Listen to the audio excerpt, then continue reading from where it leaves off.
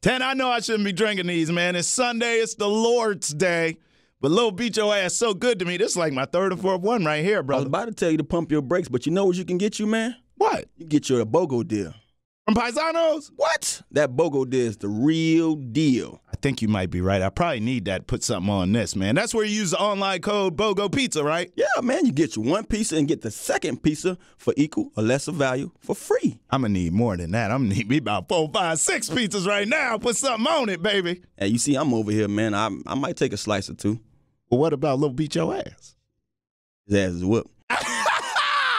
Coming up on the Santana Moss Show, we talk about my interview with Amaze Fit. And what does Tana's cool-ass velour sweatsuit and Greg Manusky have in common? Story time with the old 8 to the 9, talking about his Pro Bowl memories. And Tana, we had great NFC and AFC championship games, but the refs were the story. Taking nails? You gotta hear this taking nails story. This one takes the cake. Yeah, it takes a cake, literally. The Santana Moss Show podcast starts right now. It's a Santana Moss Show. Number 89, hustle all the time.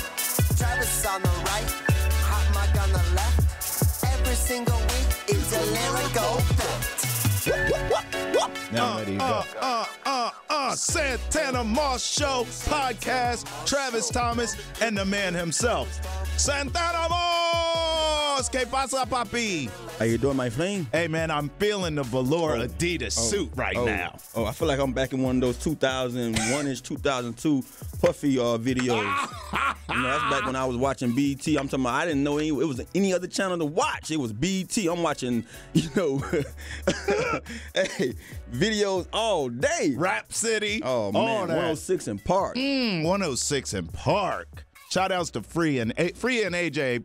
They got it done, dude. But Free, though. Yeah, Free. Free was that girl. I mean, I remember Free. It's crazy you bring her up. My first year here, even before I started that season, yeah, it was off season. I got traded, got paid.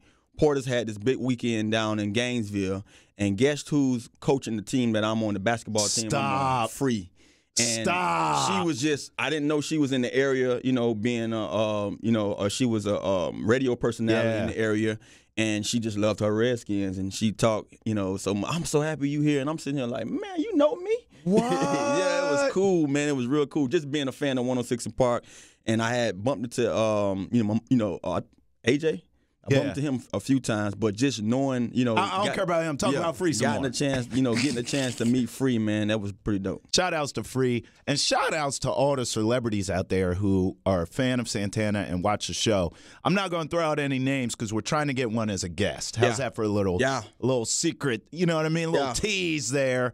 But there are celebrities out there who dig the show. And if you're watching and we have not touched base, reach out. Send a DM to me or my boy.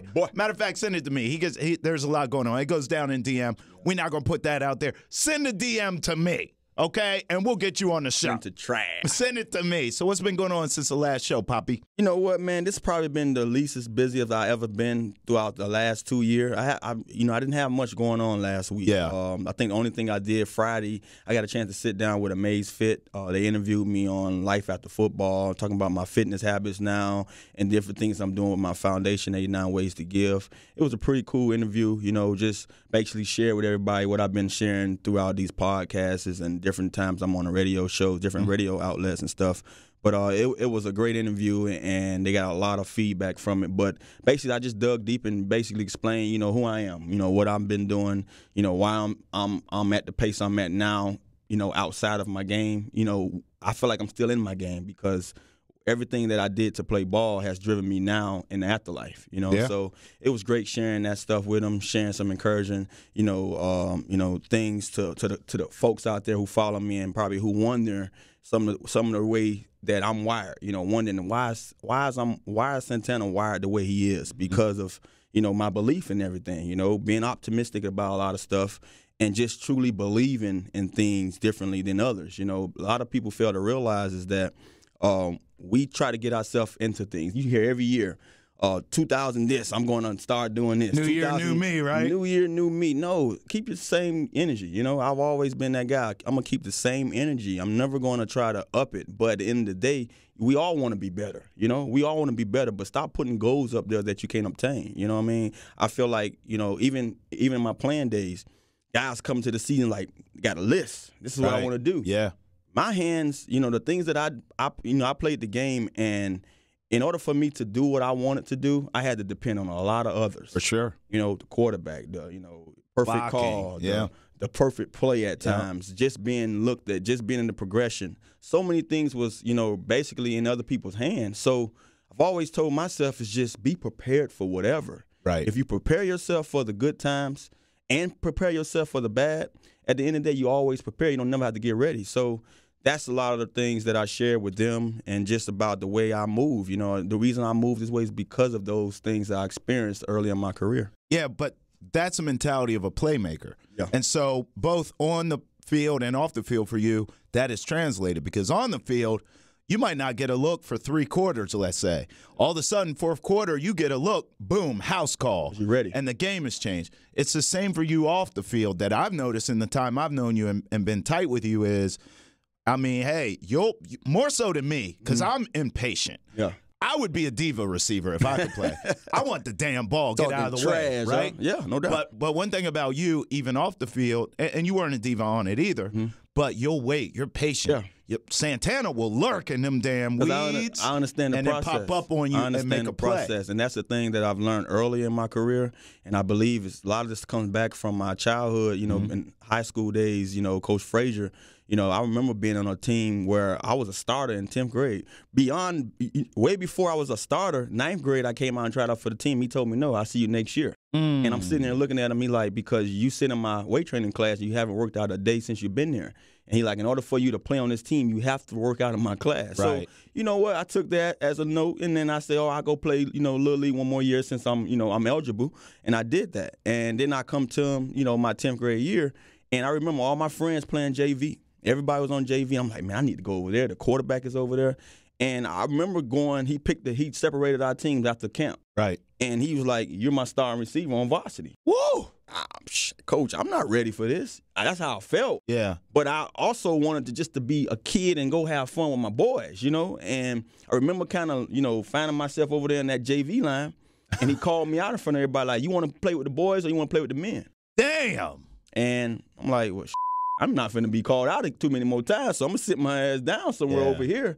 And I remember leading every practice, every drill. He had me leading it. I'm like, what is this coach seeing me? But, when you get to who I become and what I turn out to be, I understand. But at the same time, through that process of him believing in me to be the starter, he didn't believe in me enough to get the ball. I mean, I went through the whole entire year without having a pass thrown. But the offense y'all ran, too, was kind of it was a different offense, but it humbled me beyond the years, beyond the days. And I swear, when I become, this star in college, and then when I became a star, in the pros, coaches will always go back. I remember him saying stuff to people. Coaches were like, man, you had Santana Moss in your team, and you ain't use him like that. He was like, I had a lot of Santana Mosses. Woo! You know what I'm saying? Everybody on my team was special. So it wasn't just him that I had to use. He did what we designed to do on our offense. And I look at, from what I experienced and learned from him, I think back now watching, Tom Brady and the way they run things on their offense and how Belichick controls everything. You'll see my man James White go out there and get off. And then a quarter or two, he gets missing, and somebody else is getting off. Burkhead or Michelle or whoever. Or Michelle, the same way. He had 100-some-plus yards, but you didn't even see him in overtime. So it's the way they balance things. It's the way they allow you to get yours when it's time. But, it also humbles you, and that's why I'm who I am. Well, your high school coach said he had a whole team full of Santana Mosses. There's a team I wish had a whole team full of Santana Mosses, and it's the Washington Redskins. You look at this mess now, Tana. Look, Greg Manusky's back, okay? But rumor has it that Dan Snyder was trying to get Todd Bowles, and he was trying to get Greg Williams, and he was willing to do whatever it takes to get either or. He didn't get either. No. Tana, Manusky's back. Are you worried? Because I am, my friend. Well, you know what? As a fan, yeah, I'm worried. I'm worried to see, what everyone wanted to see from this ball club is just a total, let's blow this thing up and start over from scratch. It's impossible to do that this day and this time in this game. They brought everybody back. Do they correct their wrongs, and make them right? It's going to be hard. It's going to be tough uphill sledding for these guys, coaches, players. It's so much that needs to be changed, and when I think about some of the things that went on throughout the weeks, postseason now, you can say, they've been trying. They've been trying to find candidates. They've been talking to guys that, that fit the, I guess their criteria when it comes to, who they looking for in a defensive coordinator. If I'm Manusky, if I'm sitting in his shoes, do I feel some kind of way? Yeah. But at the same time, do I appreciate having a job? Yes. Because it's hard. It's a privilege to be able to work on this level. In the National Football League, whether you're a player or a coach, it's a privilege. So whether you lived up to that opportunity, that privilege or not, if you get a second chance or third chance, whatever it may be, you have to understand that, hey, that's on me, and I have to be better. You're the number one receiver, and you were for years. If you heard there were trade rumors or, they drafted some hotshot receiver. Go time. It's go time. So you don't take it personal. No, you just it's the business. Dial in. It's the business. And I've been sitting in that seat for so many times. It was a time in one year, I remember, and it was 2000, if I'm not mistaken, 8, at the 2007 season. We end up having we brought in, I believe it was Malcolm Kelly. And Thomas. And Thomas. Devin Thomas? Devin Thomas and Malcolm Kelly. And I remember, Devin Thomas had the same agent as I. So I'm sitting there, my agent hit me up like, hey, man, you just got a guy that just became a second round. But we got 2 second-round picks. Was he Michigan State? Michigan State guy. Him. He's like, he's in Miami. Yeah. He just got drafted by the Redskins. Go take him out. Now, pump your brakes. Any number one receiver would find that as a threat. No doubt. No way. Guess what? Come on. You just made everything I had in me that much more. Now the team don't know what they finna get out of me this year because now I'm ready for the challenge. I just feel like I've been challenged. You didn't have to tell me anything. So therefore, I go out, I meet the guy. I remember I showed him a good time. It's time to work now. After that, we removed ourselves. We went to practice weeks later, to our first mini camp or what have it. And I remember him seeing me work. And I'm like, whoa, this is me every day. This is not because of you here or that guy here. That's right. This is me every day. So if you can step up and be on the same level, we're going to be a great team. This ain't Tito's and soda. I'm here to work. Exactly. So, at the end of the day, I find it odd when I hear guys saying that I can't, be a mentor to the younger guys or I'm not going to share my insight with them.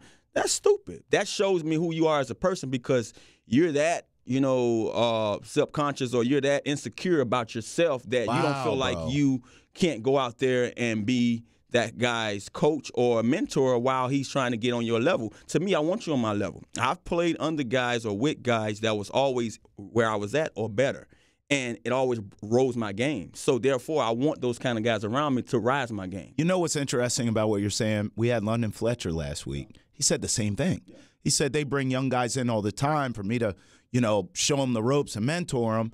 He said I'd give them the game. I'd tell them what to do. But what they did had nothing to do with me because everyone has certain things inside of them that translate on the field. And you could teach a guy all you want. Yeah. If you don't have that dog or you don't have that heart, it won't matter anyways. What makes me go is different from what makes him go. And that's at the end of the day, one of the reasons I found it hard to be me year in and year out here because, one, I wasn't given the opportunities that others got throughout the league. And even with the opportunities I was given, it was always me for so long. Yeah. It was Tana. Don't get me wrong. We had the Porters, in the backfield. We had, Cooley at tight end. But on the outside, they relied heavily on me to be the difference maker. Right. If you don't have another dog out there or a guy that can take the pressure off of me at times when things get crucial and you need a play made, any defense in the league knows 89 finna be involved. So if you don't have a guy that can be a threat, now the pressure's on me, and then I have more attention, going my way. Does that chip on the shoulder translate to coaching? Yeah. Because from what I'm taking in what you're saying, and it feels like we're gonna see a better Greg Manusky. I don't say it. You to me, I'm gonna tell you like this, and this is what I see when I'm watching games. Those coaches can only do so much. The one thing I would say that a Greg Manusky could do better, I don't know Greg Manusky that well, and I don't know what he did not do, because I look at that team and I say, regardless of what they went through, throughout the season offensively with the injuries and with the whole team, the defense was pretty much consistent for the most part. Even when they was giving up 300-plus rushing yards a game, at one point late in the season, they were still a bend but not break defense. And they was just sitting there gasping for air, waiting on the offense to make a play. And if the offense would have made a play or two here and there, that gives that defense a little more lift in their boots to say, okay, now let's go out here and make a better play and stop. And now we in the thick of things. If you look at that whole entire season, that defense was what they were week 1 and to the end of that season. The offense never caught up to speed, and it left the defense out there to dry. And to me, I feel like that's what he showed us both years. Even with the injuries the year before, they kind of, disappeared because now you're missing a key piece in the middle that, to me, steered that ship, in Jay Allen. But last year, I saw the same thing. I saw a defense that was a bend but not break. I think they was weak in some areas, especially in the secondary. I also think that they got a little too sassy for themselves when they brought in Clinton Dix. They got a little too sassy and changed Swearinger's job and made things worse. Instead of saying, hey, let's keep this guy doing the things that he was doing and just include some sort of way. You know what I mean? They thought that, hey, can solve this other safety position when they didn't really need to solve that position. They was really depleted at corner. And they didn't see that. And they thought that, hey, we can pull this guy over here who's our nickel guy and make him the number one corner. No. Didn't work that way. It didn't work that way because the number one corner, he wasn't playing the way that they probably would like to see him play. And it's not his fault because he's been on a team where the defense of front seven has caused so much havoc where he didn't have to do too much covering. All he can do is manhandle you and then the ball come his way and make a play. Now you're sitting there, you're covering more because we're not always getting at that quarterback. Right. It was times when the quarterback was sitting back there just waiting for someone to get open. And if you're not a cover corner, if you're not a Dion in his prime, if you're not a Champ Bailey in his prime, if you're not a Revis Allen in his prime, I don't care who you got at corner, man. They're going to get beat. I saw it time and time again as a player when I watched D. Hall and all those guys have to cover guys for them in 8 minutes. It's impossible. Yeah. So I saw a defense that hadn't really fell off that much but hadn't improved. I think now you come in there as a coach, you just have to get to know your players a little better, get to know your talent. One of the things that Swearinger said leaving out of here is I felt I had to say what I had to say at times because they would never listen to me. If you're not listening, I'm the player. At the end of the day, I'm the guy. You're going through All you can do is put me in position. Right. Now I have to make a play. But, coach, listen. Right. If you put me out there and I see a guy here or there out of place, let me tell you what he can do that can better me. You got to work together. So if you're not working together, you're going to always see that. And I think that, after going through some of the woes they went through on the defensive side, the only thing you can do is listen to everybody and see where you went wrong at. Yeah, no doubt. All right, so no playoff games this weekend coming up. I'm pretty upset about that. But there is football to be played. It's just the brand of football I have a problem with. Santana, the Pro Bowl is this weekend. Do you give a damn? Because I don't. I haven't cared about the Pro Bowl since I was 16 years old, and I'm old as hell now, dog. I miss the old days of the Pro Bowl being after the championship game. Super Bowl. After a Super Bowl. I miss it because it was always in Hawaii, and even if you wasn't playing it, it gives those guys that end up making it to the Super Bowl. It's like a reward. Reward saying, hey, I'm a Pro Bowler also. No doubt. And it also gives you something to look forward to just seeing all those guys that made it regardless of the fact. It extends the season. A little one more. Extra week. I'm okay with this week being a down week because those guys need to, you're going to hear all the news and all the hoopla about getting ready for the Super Bowl anyway. Yes. I hate the fact that they moved it to the game before the Super Bowl. I hate the fact that they moved it to going to local cities or states, in the United States. I mean, I know Hawaii is part of it too, but keep it in Hawaii. I'm not cool with seeing it in Miami. It made it more special Orlando. in Hawaii, right? Made it something worthwhile, what I mean? And it also gave those guys out there who appreciate our game and who mean so much to our game now because you see a lot of the talent coming from out there. Yeah. It gave them something to look forward to. I miss those days, even though I only had one experience. But still, as a player, you knew that hey, I got a chance to go to Hawaii. I'm actually playing this season outside of playing for that Super Bowl individually. I'm playing for that trip to Hawaii. For sure. Yeah, I feel you on that. So you did make a Pro Bowl. Yeah. Any stories from that Now, you were in Hawaii. Yeah, I was in Hawaii. I mean, were there guys wilding out? Was you one of them? Hey, man. What was going on out there? I think back now and I say, damn, I banked on going to 2 or 3 more times. You should have gone to 2 or 3 more. Yeah, and I got snubbed a few times, and I'm not going to sit there and do it. No, well, let's sit there and do it. Tana, that's politics, is it not? It is political. It is political. It's a popularity, a contest, and before I even made my first Pro Bowl, I noticed that. I found that out early in my career. 2002, I was a second alternate as a punt returner. I don't think no one else ran more punts back that year than me.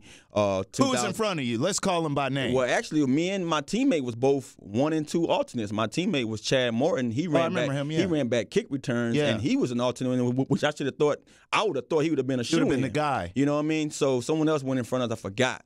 The next year, I was an alternate again as a receiver now. A first alternate as a receiver. I had 1,100 yards, my first, 1,000-yard receiving. I actually didn't play until week 4. Didn't start until week 4. Still had 10 tugs, 1,100-some yards. I remember Ty Law and Rodney Harrison coming to me saying, hey, bro, we voted for you. You got snubbed. And it made me feel good because I remember the game when Wayne Quebec told me that was a Pro Bowler. You're a Pro Bowler this year. I got hit in the mouth by Rodney, playing in New England, across the middle. Vinny threw me one out there, and it was funny to me because here I am, a young pup at the time, and that was the play that defined me. That was the play that said, well, this guy can't just stretch the field. He will also take hits. The middle. And Rodney couldn't believe it. And I remember when we played him again, seeing those guys twice a year, Ty Law, Rodney, you name it, T-Buck. T-Buck came over to us later. He's a good player. He came over later in 2004, and he told me stories about getting ready to play me. He's like, man, Ty Law would tell me, man, you falling him off this week, man. That joker run all day. So just to know that those guys had recognized I had arrived and I didn't get a chance to go. I was an alternate. I was hoping for a guy to say, man, I want to sit this one out so I can go. It was unfortunate that I didn't get a chance to go. But when I finally went in 2005, it was joy. It was overdue, right? It was overdue, and I made it. Look, I had more fun before the game itself because I was that kind of guy, man. I made sure all my family and friends got a chance to experience it. That's what's up. My story, I got a good story. So my story about that 2005 Pro Bowl. As soon as I get there, guys have already warned me. So me and Adrian James on the trip together, we going. He's in the AFC still. Now I'm in the NFC. We boys from Miami.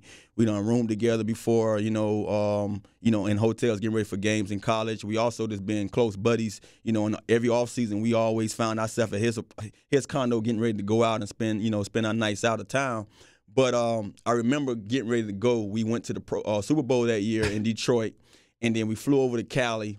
We went to a party. Jamie Foxx had a Super Bowl party. What? Chill with Jamie. It was an experience of a lifetime. Chill with Jamie. I met Jamie. He shared with me his being a Cowboy fan, and how I ruined his night. Cowboy killer. How I ruined his night and stuff. And we just had a good time. And then here we are off to Hawaii from Cali. We wanted to make our trip a little shorter. Right. So he telling me like, hey, bro, when you get over here, guys, don't give guys your room number because, guys are going to ask you what room you're in. All the rookies, all the first-year guys, they're going to try to build stuff to your room. And you can't protest it. Once it's on your room, it's on your room. They're going to charge you for it.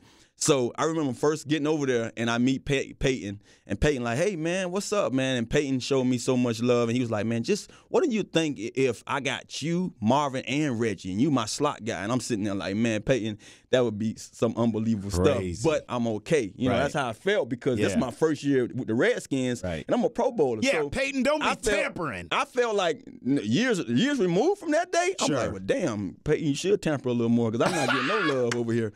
But I still think you'd be better with Brady. That's just me. No, I love my skin, so hey, I was cool with taking less and giving more, but. So Peyton said, hey, so what's your room number, Tan? I want to come, give you a holler. And I'm like, man, I ain't giving you my damn room number. So long story short, I had my boys in town. I had Bo, you name it. I had my cousin G. I had so many folks. I had my little brother, Lloyd. My family came up, but my guys was with me every day. I had one of my roommates from college who was also a teammate of mine in high school and Little League, Devin Brown. And so my boys was like one of those guys, and you met most of them. Yeah. If you my boy, then you they boy. No doubt. They rock with you if you rock with me. So something happened over there when, I wasn't around, but someone's family, one of the players' family member got into a scuffle or got into altercation. And my boys was there for the rescue. They like, hey, you know what I mean? We don't know them, but we know them. Yeah. So it ain't finna go down that way. Right. Everything got solved and handled. Then that player and his bodyguard or what may have it popped up, and the bodyguard kind of pushed my boys to the side as if they were a part of it. So my boy was like, man, so they looked at the guy like, you supposed to vouch for us. Yeah, we you saw what happened. Yeah. We 10 of people, and he kind of acted the same. So my boys didn't like that. They didn't like that. And so when I come back and meet up with them, every day was every morning we started off, I would be at practice. I would get out of practice around noonish, and them guys are already by the pool. Everybody drinking Mai Tais, just having a good time. That was every day at the Pro Bowl. Yeah. And so one particular day, after I believe after that little thing, went down, they like, Tana, don't worry about, putting it on your room. We got you. So I'm thinking like, man, somebody stepped up and said they'll take their front the bill. So I'm like, I appreciate y'all, man. So every day they just laughing at me, and we just, hey, tell me what you want. You want something more? You want some wings? You want some more Mai Tai? They just ordering up stuff, and we leaving. One of the guys get it, and they scratch off, boom. So I'm like, damn, these boy came through for you, boy. I ain't got to spend no more money on them. You know what I'm saying? And so as the Pro Bowl thins out and the game is over with, we back to Miami. And so one of them was like, yeah, man. So it's a joke that been going on the whole weekend that you don't know of the whole week. So I'm like, what kind of joke? He say, Tana, so you remember how, you told us that don't get nobody the room number because the guy's going to try to bill charge. It was like, well, that player shouldn't have tried us like that, man, because we built everything in his room. They found out his room number. Good for them. Hey, man, so I'm sitting there like, oh, y'all off they say, look, hey, it ain't our bad. They should have asked us what our name. I can't wait till this show is over so I can find out what player this is.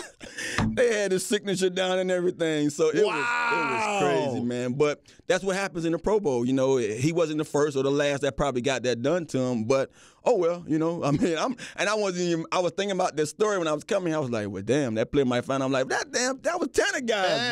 Hey, statute of limitations has passed now. Too late. He didn't say your name either. He didn't say your name, so you can't even say nothing. He might know, but I probably knows. He probably definitely. He waiting to see your ass. Hey, man, it's all when good. You see him in an event, just be ready. He might want that smoke. He can have smoke all he wants. Where there's smoke, there's fire. Hey, Tana, how come I had to become friends with you late in the 2000s, man? I could have been in Hawaii. Yeah, man. Damn it. I was one of those guys, man. If I'm experiencing it, you need to experience this too. Man, can I do a write-in vote for Tana to make the Pro Bowl? Can we get some type of is there something we can do? Roger Goodell, holla at me. Let's get Tana back in the Pro Bowl. Hey, man, what are your thoughts from the conference championship games? Because I got to be honest with you, right? I look at it, and I see two games that went to overtime, and I see Rams-Patriots in dramatic fashion going to the Super Bowl. And I think this should be such a great time for the NFL with those two, for lack of a better word, epic games, right? But all we hear and all we think about are the refs and the calls that dictated who's going to said Super Bowl. What were your thoughts overall from the weekend that was? First of all, when I look at the game, personally, I said to myself, there's no way in heck you can actually, be a guy sitting in our shoes that we've been sitting in and making bets because things don't go as planned. It never ends up the way as planned. I mean, you could have just said that, hey, I can close my eyes and say the Saints and New England would be in the championship game, just outright without having to really sweat that much. And both teams was in one of those fights, where the last play or the best play is going to decide who's going to be the guy that get a chance to go.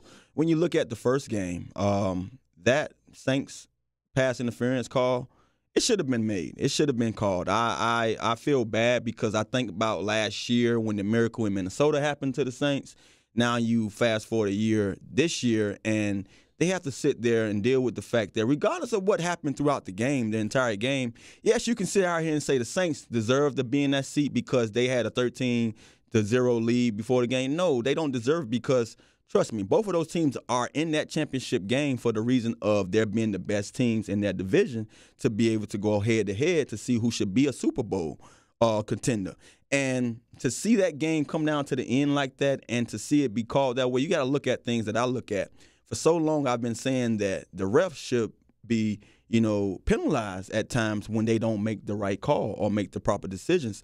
I feel like if you're a guy that just so happened to blink your eye and something happened, yeah, I understand. But this guy was sitting there looking, and he was zoomed in. Right there. And it was 2 fouls calls or committed on that play, and you missed both of them. The interference and head, the helmet. I mean, it's nothing you can justify or give me a reason to say why you missed that call. And I feel that in order for us to be on level playing field when it comes to the things that we do as players and the things that the refs do in the position that they're in, you have to give them some kind of penalty or punishment so things can be level. They have to be held accountable. They have to be held accountable because I feel that it's a lot of these plays have happened throughout the season, not alone that game, throughout the season that we can go back and say, well, they missed this, they missed this, they missed this, they called this, that was bogus. It's a lot of that been going on throughout the season, and we've only put these things in play for the reason to give the players a better chance to have, justice, I feel. If I'm a receiver and I'm in that moment to make one of the biggest plays of my career, and you run through me because you're beat that bad as a damn defensive back, and you say, hey, at the end of the day, I'm not going to give up this play. I'm going to do the next best thing, foul you, and there's no flag call or no foul given, then I'm pissed off because you just put me in a situation as a player that where I'm looked at as by my peers as, man, you didn't make that play. Or the quarterback who threw that ball, you didn't make that play because they just blatantly fouled the guy to make sure that they just didn't get beat. And that ref was there. He's a judge and the jury. And you didn't make the right call. So it should be no way that we can allow, a game to be called that way. Yeah. Or the end of a game to be decided that way. These refs are judge, jury, and executioner. When you think about it. You're right. So they're talking about maybe adding another, review where you could challenge a play that maybe is a pass interference. Do that make the game better? No, it doesn't. It makes it longer, if you ask me. I feel like at the end of the day, there's so much go on throughout these games where you can call a holding penalty on somebody every play. Every snap, my God, yes. It's a hold. For sure. It's a holding being done. Maybe PI too, to be honest. PIs, you name it. It's so much been going on. I just feel that in critical situations of the game, the last 2 minutes of any half or at the end of the game, it should be judged closely. They already implementing things now to where that, certain time is ran off when this happens or they're gonna view things when touchdowns have been done. In the critical moments of a game like that, time is running out. You got to think about it. The Saints had these guys where they wanted them. You got a minute and something left on the clock. All we have to do is make a first down, make a play to have the ball to where now we can just sit there and down it, kneel it, or whatever we may want to do, and then kick a field goal, win the game, give these guys less than 20-some seconds left on the clock. Now you make a play to beat us. You know what I'm saying? They had, regardless of what they had before that play occurred, they had them where they wanted them, and that guy basically took it from them and made them have to kick a field goal earlier and give the Rams a lot more time. And think about it. The Saints defense went out there and held these guys to 3 points. They did. Now you tip your hat off to that kicker for being solid. You know what I mean? He could have solid. He could have kicked that from on the other side of the damn 50. Unreal. That guy Zerline. But Zerline was, he was beyond great. But I still feel that you shouldn't allow a ref to sit in that seat, or have the job, or have the privilege of being that guy to sit there and be the deciding factor and cause the team to lose like that. I'm gonna tell you like this: that's a call that's getting all the publicity, and rightfully so. But man, that roughing the passer on Brady, where homeboy on the Chiefs didn't even touch him, Tana. I mean, there were a couple calls this weekend for sure. But for me, especially as a bettor on these games, I mean, I go into it already kind of knowing. You almost allow yourself some wiggle room. Yeah. These margins are so small anyway. It's rare you even get a touchdown or more favorite, especially when you get to the playoffs. Everything, like I said, the margins are so tight. I just always bet whoever the underdog is to cover the spread because that's how these games come down to it, and I still feel the same way for the Super Bowl. Now, for the Super Bowl, Tana and I, obviously, in our next episode we'll do a deep dive and get into who we think's going to win and all that. But it is what it is, refs included. We're going to get Rams-Patriots, and that's all there is to it. I wish we had London back so we could ask him, as a guy who was in that Super Bowl back in the day, Rams-Patriots, who he likes in this. So we'll give predictions the next show. But I want to get into taking L's because we're going to do it a little creative this week, sir. So why don't you set the table, and then we'll let the people see for themselves? Because we both feel this guy. You both feel him, man. And one thing about taking L's, we try to give y'all something that, basically, was a loss. Was either from myself or Trav or just something that we find as a total loss. Yes. I had to go to the internet this week. It's a guy that I know, and he went to the internet. He felt deeply, about some of the losses that he's been occurring. And losses we all feel. Losses we also all feel, and he went to the internet with it, and guess what? I had to give it to you guys. So here we go, taking L's, the ultimate L. Hey, y'all, I'm about to let y'all experience a conversation I have with my children.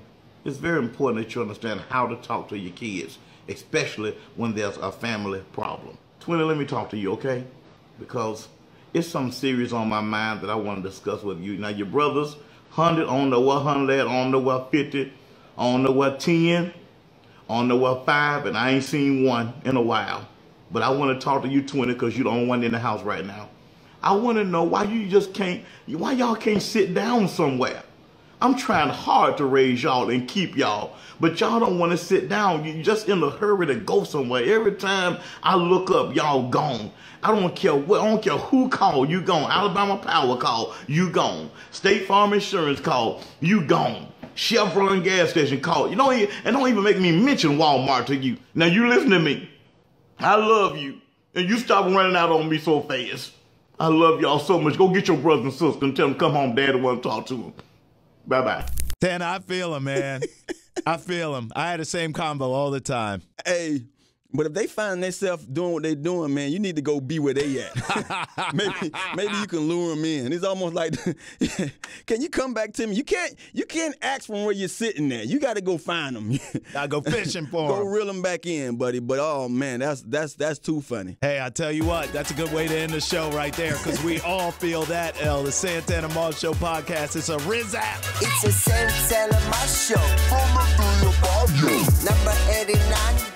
Hustle all the time. Travis on the right, hot mic on the left. Every single week, it's a lyrical